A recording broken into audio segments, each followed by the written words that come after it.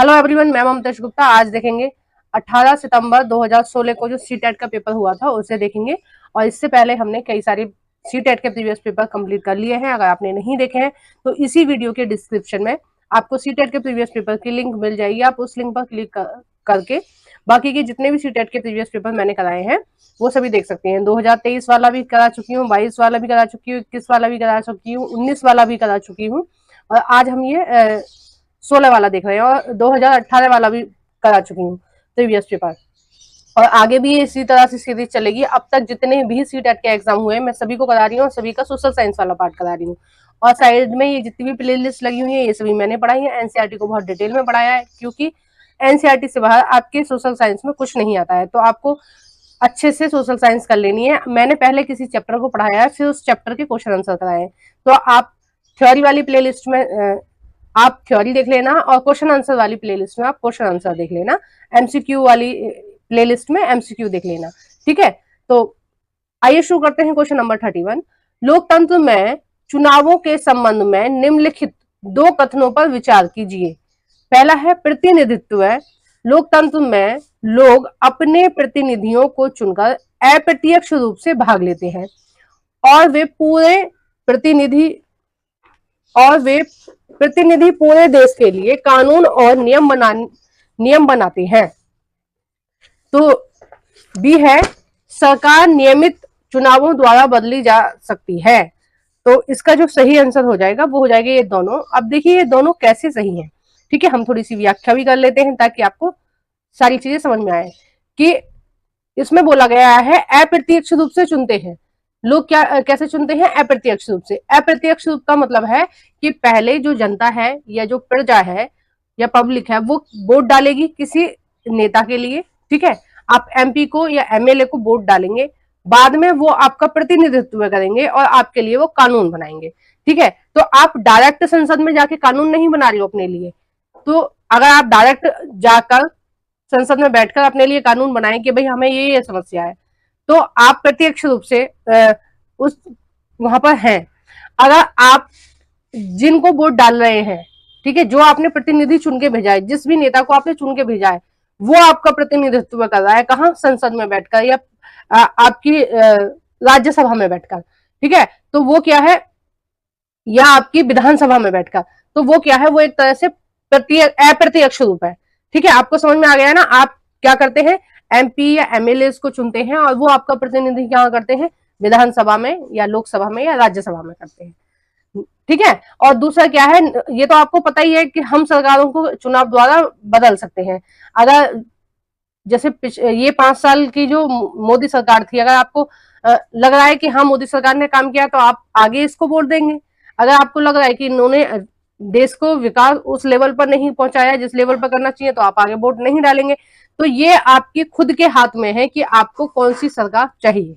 ठीक है, आप चुनाव द्वारा उसको चेंज कर सकते हैं और आपका मन नहीं है चेंज करने का तो आप नहीं करिए। क्वेश्चन नंबर 32, निम्नलिखित में से कौन सा युग्म मुगल चारबाग का एक स्थल नहीं है? जो मुगल थे उन्होंने क्या क्या अपनाया था? चारबाग पद्धति अपनाई थी। और ये चारबाग पद्धति क्या है? देखो, चारबाग पद्धति ये है कि बीच में एक किला होगा। ठीक है, उसका दो उसमें गार्डन पीछे होंगे इस तरह से। ठीक है, 2 गार्डन उसमें पीछे होंगे और 2 ही गार्डन उसमें आगे होंगे। जो पुराना किला बनाया गया है ना, वो इसी चारबाग पद्धति के अनुसार बनाया गया है। और आपका जो वो है, कई सारे किले हैं जो मुगलों ने बनाए हैं इस तरह के, वो किसके हिसाब से बनाए गए हैं? वो चारबाग पद्धति के हिसाब से बनाए गए हैं। अब देखो 4 बाग हो गए ना, 1 2 3 4। आगरा में भी जो लाल किला है और जो दिल्ली में भी है वो 4 बाग पद्धति से ही बनाए गए हैं। अब देखिए कौन सा स्थल 4 बाग पद्धति के अंतर्गत नहीं आता। पहला है हुमायूं का मकबरा, दूसरा है कुवत उल इस्लाम मस्जिद, तीसरा है शालीमार बाग, चौथा है लाल महल बारी। तो इसका जो सही आंसर हो जाएगा 32 का वो हो जाएगा दूसरा, कुवत उल इस्लाम मस्जिद। ठीक है, ये जो मस्जिद है ये 4 बाग से नहीं बनाई गई है। बाकी हुमायूं का मकबरा भी 4 बाग पद्धति से अपनाया गया है, शालीमार बाग भी और लाल महल भी। ठीक है, ये सब 4 भाग पद्धति से अपनाए गए। और देखिए ये जो आया है आपका 7th क्लास की एनसीईआरटी से चैप्टर नंबर 4 आया है, और ये आया है आपका 8th क्लास की पॉलिटिकल साइंस एनसीईआरटी से चैप्टर नंबर 1 से क्वेश्चन पूछा गया है। और देखिए ये पंचायती राज आपके 6th क्लास की पॉलिटिकल साइंस में है, चैप्टर नंबर 4 है। ठीक है, देखो मैं हर क्वेश्चन में आपको ये बताऊंगी कि कौन सा क्वेश्चन आपका कौन सी एनसीईआरटी से आया है, मैं आपको प्रूफ के साथ बता रही हूँ, और आप एनसीईआरटी खोलकर देख लीजिए। ठीक है, तैयारी करने का सही तरीका यह है कि आप एनसीईआरटी खरीद लीजिए 6th, 7th और 8th की हिस्ट्री, ज्योग्राफी और पॉलिटिकल साइंस।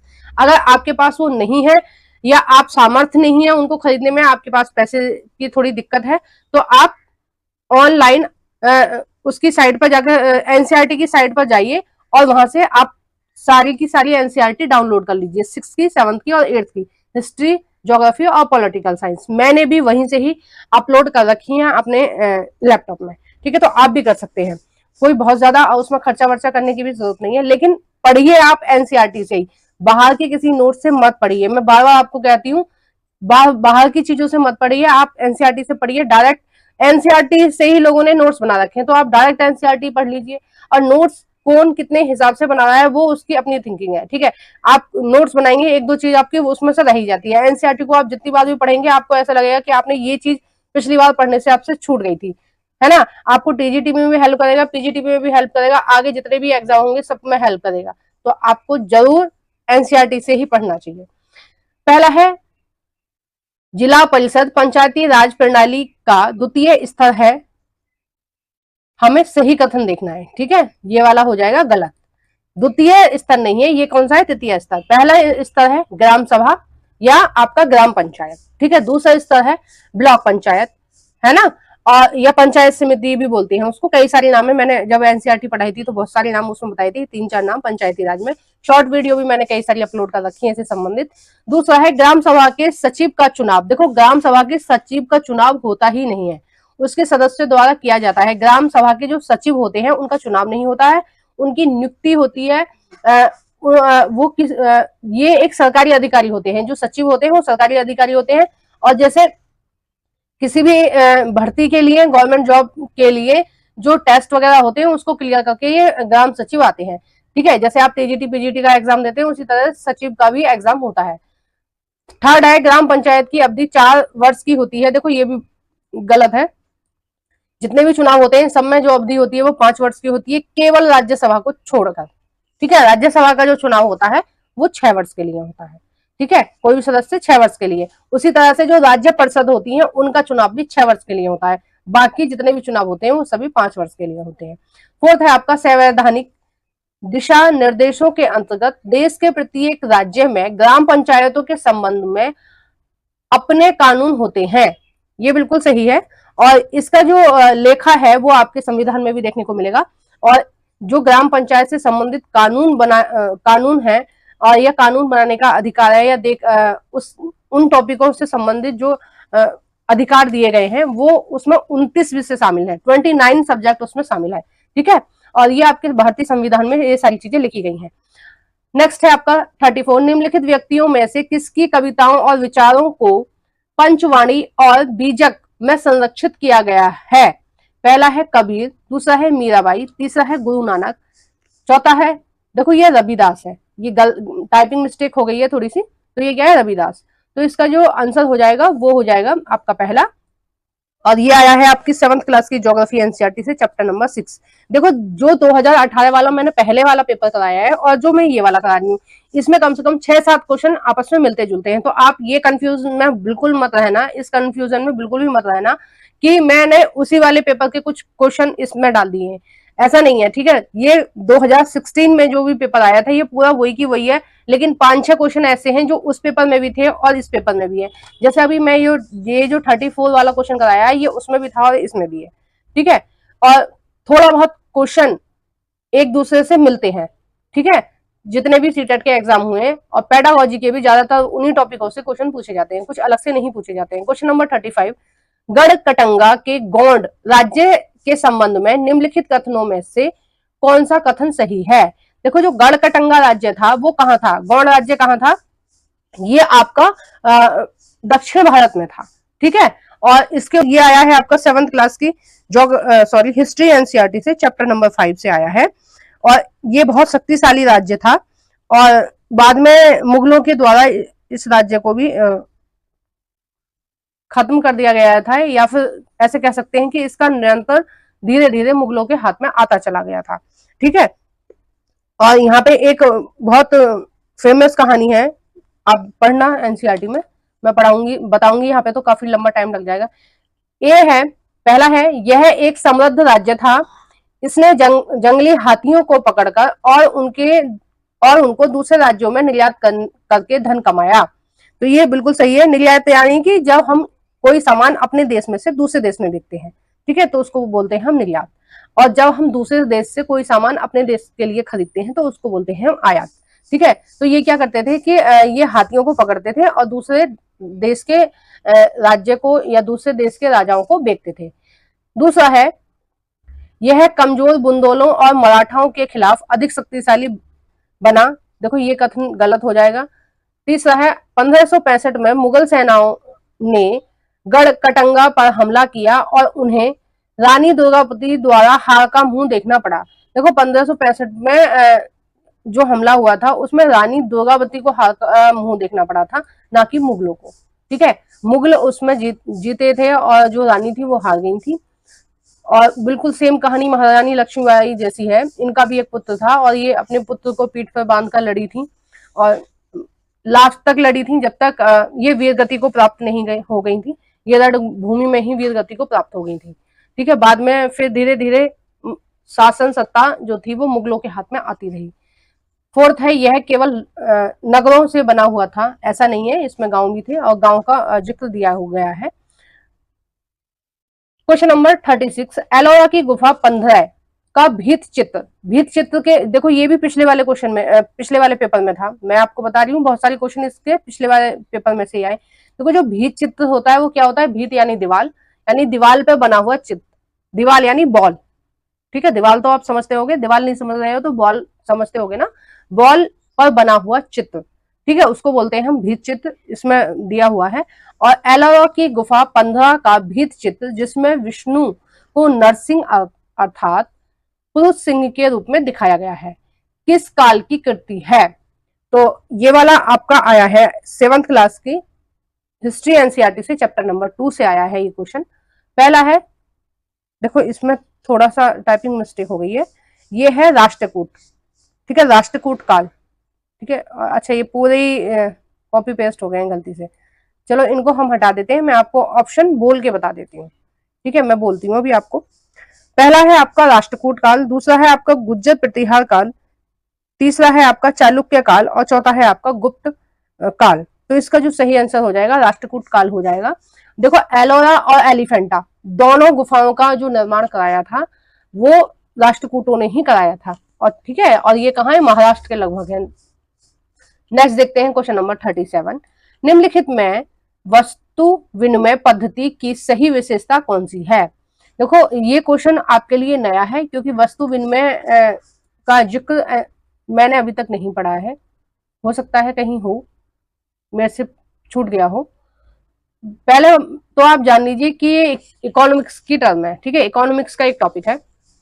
और वस्तु विनिमय होता क्या है, वस्तु विनिमय होता है पहले जमाने में जब पैसे नहीं चलते थे। ठीक है, हमेशा से तो पैसे नहीं चलते हैं ना, पहले जब पैसे नहीं चलते थे, मनुष्यों का विकास हो रहा था, धीरे धीरे जो दुनिया थी वो डेवलप हो रही थी, तो लोग किस तरह से अपना काम चलाते थे, लोग एक दूसरे से चीजों को एक्सचेंज कर लेते थे। ठीक है, यानी कि दो व्यक्ति हैं, दोनों व्यक्ति खेती कर रहे हैं, एक ने अपने खेत में आलू उगा लिए, दूसरे ने अपने खेत में गेहूं उगा लिए, तो वो क्या करेगा, थोड़े से गेहूं लेगा और गेहूं के बदले क्या ले लेगा, आलू ले लेगा। तो इस तरह से चीजों को एक दूसरे से लेते थे, लेन देन करते थे। या फिर इतनी दाल लेके उतने चावल ले लिए, तो आपस में पैसे नहीं थे तो चीजों का लेन देन करके आपस में वो अपनी गुजर गाड़ी चलाते थे। जैसे कुछ लोग हैं जो आदिवासी लोग होते थे, वो क्या करते थे, फलों को इकट्ठा करते थे या कुछ जड़ी बूटियों को इकट्ठा करते थे। तो जब वो जाते थे मार्केट में तो उन जड़ी बूटियों या उन चीजों के बदले, अपने फलों के बदले वहां से कुछ अनाज या कुछ मसाले खरीद लिया करते थे। ठीक है, और वस्तु विनिमय की प्रणाली अगर आप लोग गांव में रहते होंगे तो आपने अपने बचपन में देखा होगा, इस तरह का मैंने देखा है। क्या करते हैं बच्चे, जो थोड़े गरीब परिवार के होते हैं, वो क्या करते हैं, उनके घर पे पैसे नहीं होते, तो वो क्या करते हैं, थोड़ा सा अनाज लिया, ठीक है, गिलास में या कटोरी में लेके अनाज देके जाते थे दुकान पे, और दुकान पे जाके अनाज दे दिया और कह दिया इसके बदले में आप हमें टॉफी दे दो, चॉकलेट दे दो या चिप्स दे दो, जो भी उनको लेना है वो लेते थे। तो इस तरह से चीजें चलती थी। अब वस्तु विनिमय की सबसे बड़ी प्रॉब्लम ये है कि देने वाले को ये नहीं पता कि हमें कितना अनाज देना है और उसके बदले में हमें कितनी चीज मिलेगी। ठीक है, कई बार बेईमानी भी हो जाती है। अब मान लीजिए बच्चे 1 पाव अनाज ले गए या आधा किलो अनाज ले गए, ठीक है, उस अनाज की कीमत मार्केट में 10 रुपए है, लेकिन जब दुकानदार को देके आ रहे हैं तो उन बच्चों को पता ही नहीं है कि ये कितनी कीमत है इसकी। वो दुकानदार के यहाँ देके आ रहे हैं 10 रुपए का अनाज, और दुकानदार कितना दे रहा है, 5 रुपए की चीज दे रहा है। तो वस्तु विनिमय की कई सारी प्रॉब्लम भी थी वस्तु विनिमय में। अब देखते हैं सही विशेषता कौन सी है। पहला है, यह वस्तुओं के लेन देन को आसान बनाती है। गलत है, ये और कठिन बना देती है, आसान नहीं बनाती है, ये क्या करती है, कठिन बना देती है, क्योंकि एक्चुअल में पता ही नहीं चलता है कि कितनी चीज के बदले हमें कितना सामान मिलेगा। दूसरा है, यह वह व्यापार है जिसमें वस्तुओं की अदला बदली में धन का प्रयोग किया जाता है। देखो, धन का प्रयोग नहीं होता था तब जब वस्तु विनिमय होती थी। तीसरा है, यह खर्चीली और समय साध्य प्रक्रिया है। और चौथा है, यह धन का उपयोग किए बिना वस्तुओं की अदला बदली का व्यापार है। तो जो सबसे सही है वो यही है, फोर्थ वाला, कि यह धन का उपयोग किए बिना, ठीक है, धन का उपयोग नहीं होता, वस्तुओं की अदला बदली का व्यापार है। ठीक है, जबकि जो सीटेट ने सही क्वेश्चन आंसर माना है वो माना है थर्ड वाला, कि यह खर्चीलिया और समय साध्य प्रक्रिया है। जबकि अगर आप पूरी परिभाषा इसकी देखेंगे, नेट पे भी डली होगी, या फिर जिन लोगों के पास इकोनॉमिक्स होगा उनको पता होगा, इसका जो सही आंसर होगा वो फोर्थ होगा। नेक्स्ट देखते हैं क्वेश्चन नंबर 38। निम्नलिखित स्थलाकृतियों में से किसमें छत्रक शैल पाए जाते हैं? और ये 38 वाला है आपका 7th क्लास की एनसीईआरटी से आया है, और चैप्टर शायद चैप्टर वायु वाले चैप्टर में से आया है। ठीक है, वायु वाले चैप्टर में से आया है शायद। पहला है डेल्टा, दूसरा है रेगिस्तान, तीसरा है हिमनद, हिममोड, और चौथा है आपका समुद्र। ठीक है, चौथा क्या है आपका, समुद्र। तो इसका जो सही आंसर हो जाएगा वो हो जाएगा रेगिस्तान। देखो, जो छत्रक शैल बनते हैं वो रेगिस्तान में बनते हैं। आप सभी लोगों ने कभी ना कभी मशरूम देखी होगी। ठीक है, अगर मशरूम नहीं देखी है तो आपने वो देखा होगा, गोभी, ठीक है, ब्रोकली, ब्रोकली देखी होगी। ठीक है, जो छोटी सी ब्रोकली होती है वो देखी होगी, या हरे कलर का होता है वो, ग्रीन कलर का। देखो, इस तरह से बनते हैं छत्रक शैल। ठीक है, बिल्कुल मशरूम के आकार के, यानी कि इस तरह से आकृति बन जाती है आपके रेगिस्तान में। और ये किस वजह से बनती है, जैसे वहां पर आंधियां चलती रहती हैं धूल भरी, तो जो हवा आ रही है वो इस तरह से आई यहाँ पर, ठीक है, और यहाँ की जितनी भी मिट्टी थी वो यहाँ से उड़ाकर ले गई, यहाँ से उसने मिट्टी को काट दिया, तो नीचे से वो मिट्टी को लगातार काटती जा रही है, और ऊपर ये मिट्टी क्या है, ऐसे की ऐसे ही है। धीरे धीरे जब ज्यादा होता है तो ये कभी ना कभी ये जो होता है ऊपर का गोल सा, ये भी गिर जाता है। लेकिन ज्यादातर जो देखने को मिलते हैं वो यही मिलते हैं, और बहुत सारी आकृति होती है, ठीक है, जो रेगिस्तान में वायु द्वारा बन जाती हैं, और उनके अलग अलग नाम होते हैं। जब हम एनसीईआरटी में पढ़ेंगे तो तब आप डिटेल से उसको देख लेना। ठीक है, और सारी प्लेलिस्ट मैंने आपको बता दिया है, प्लेलिस्टों की लिंक आपको इसी वीडियो के डिस्क्रिप्शन में मिल जाएगी, आप वहां से भी क्लिक करके देख सकते हैं। क्वेश्चन नंबर 39, निम्नलिखित में से किसके नेतृत्व में बंगाल 18वीं सदी में धीरे धीरे मुगल नियंत्रण से अलग हो गया? पहला है मुर्शिद कुली खान, दूसरा है नादिर शाह, तीसरा है निजाम उल मुल्क आसफ जहां, चौथा है अली वर्दी खां। तो इसका सही आंसर हो जाएगा, ये हो जाएगा पहला, और इसके बारे में हमने डिटेल से चर्चा पिछली वीडियो में कर ली थी। नेक्स्ट देखते हैं क्वेश्चन नंबर 40, और ये बहुत इंपॉर्टेंट है, और ये आपका आया है 7th क्लास की एनसीईआरटी से, ज्योग्राफी से, चैप्टर नंबर 4 से। ठीक है, अगर मैं कोई क्वेश्चन भूल जाती हूँ जिसमें आपको मैं नहीं बता पाती हूँ कि कौन सी एनसीईआरटी से आया है, तो आप प्लीज कमेंट बॉक्स में मुझसे पूछ सकते हैं कि ये कौन सी एनसीईआरटी से आया है। मेरे पास मैंने एक एक लाइन को बहुत डिटेल में और बहुत अच्छे से पढ़ा है एनसीईआरटी को, मुझे सब पता रहता है कि कौन सा क्वेश्चन कौन सी आपकी एनसीईआरटी से आया है। यहाँ तक कि अभी जो एसएससी के एग्जाम हुए हैं पिछले साल, उसमें जितने भी क्वेश्चन पूछे गए हैं एसएसटी से, वो सारे की सारे एनसीईआरटी से ही आए, एनसीईआरटी से बाहर नहीं आए। ठीक है, जब मैंने एसएससी का मॉडल पेपर कराया था, तब उसमें सारी जो पेपर थे वो मैंने देखे थे, तो वो सारे की सारी एनसीईआरटी से ही आए थे। अब कंपटीशन में ज्यादातर जो क्वेश्चन पूछे जा रहे हैं वो एनसीईआरटी से ही पूछे जा रहे हैं। देखो ये वायुमंडल की परतें दे रखी हैं और ये उनकी विशेषता दे रखी है, आपको उनसे मिलान करना है। क्षोभ मंडल, क्षोभ मंडल का मिलान हम किससे करेंगे? ये क्या है? ये सबसे निचली परत है, ठीक है, वायुमंडल की क्षोभ मंडल, और इसमें सभी मौसमी घटनाएं होती हैं। मौसमी घटनाओं का मतलब है आंधी तूफान, ये सब किस में आते हैं? ये आपके क्षोभ मंडल में ही आते हैं, बाकी की परतों में नहीं आते हैं। बाकी की परतों में बारिश नहीं होती, बारिश केवल क्षोभ मंडल में होती है, ठीक है। 7th क्लास की एनसीईआरटी को आप अच्छे से कर लेना, ये 7th क्लास की एनसीईआरटी से ही आया है, चैप्टर नंबर 4 से। दूसरा है समताप मंडल। समताप मंडल में किसी भी तरह की मौसमी क्रियाएं नहीं होती हैं, मौसम बिल्कुल यहाँ पर अंतरिक्ष मतलब ये जो परत होती है ये बिल्कुल साफ रहती है, और इसमें एक विशेषता पाई जाती है ओजोन की, ठीक है। इसमें ही ओजोन की लेयर होती है और इसी में ही आप प्लेन उड़ा सकते हो, ठीक है। जो प्लेन उड़ाए जाते हैं वो समताप मंडल में ही उड़ाए जाते हैं। सी है आपका मध्य मंडल। मध्य मंडल में क्या होता है? जो अंतरिक्ष से उल्का पिंड प्रवेश करते हैं हमारी पृथ्वी की तरफ, तो वो उन उल्का पिंडों को ये जो मध्य मंडल होता है ये जलाकर खत्म कर देता है। इसका टेम्परेचर इतना अधिक होता है कि जो उल्का पिंड आ रहे होते हैं पृथ्वी की तरफ वो इस परत में आके नष्ट हो जाते हैं, ठीक है। और डी है आपका वाह्य मंडल। जो वाह्य मंडल होता है इसमें आयन मंडल इस परत का एक भाग है, और इस परत में क्या है? आयन मंडल पाया जाता है, जिसकी वजह से आपका ये जो जितना भी नेट है या प्रसारण है, टीवी आप देखते हो, रेडियो सुनते हो, जो भी चीजें हैं ये सब इसकी वजह से ही चलते हैं, आयन मंडल की वजह से। जब आप किसी को फोन करते हो तो आपकी जो फोन से जो किरणें निकलती हैं वो कहाँ जाती हैं? आयन मंडल में जाती हैं, ठीक है। इतनी दूर जाती हैं, बहिर्वायु मंडल में जाती हैं, यानी कि आयन मंडल तक जाती हैं, और उसके बाद फिर वहां से वापस होके उस व्यक्ति के, जिस व्यक्ति को आपने फोन मिलाया उस व्यक्ति के फोन तक जाती हैं, ठीक है। तो इसका जो सही आंसर हो जाएगा, आप पॉज करके मिला लेना, आंसर नंबर 2 हो जाएगा, ठीक है। तो अब हम इसी वीडियो को यहीं समाप्त कर रहे हैं। आपको वीडियो कैसी लगी है प्लीज कमेंट बॉक्स में बताइए। वीडियो को जरूर से लाइक कर देना, और जो भी फ्रेंड आपके सीटेट की तैयारी कर रहे हैं उन सभी फ्रेंडों के साथ प्लीज इस वीडियो को शेयर कर देना, और लाइक करना प्लीज मत भूलना। देखते बहुत ज्यादा है, व्यू बहुत ज्यादा आते हैं, लेकिन आप लोग लाइक नहीं करते हो। प्लीज लाइक कर दिया करो, एक कमेंट भी कर दिया करो। Thank you for watching everyone.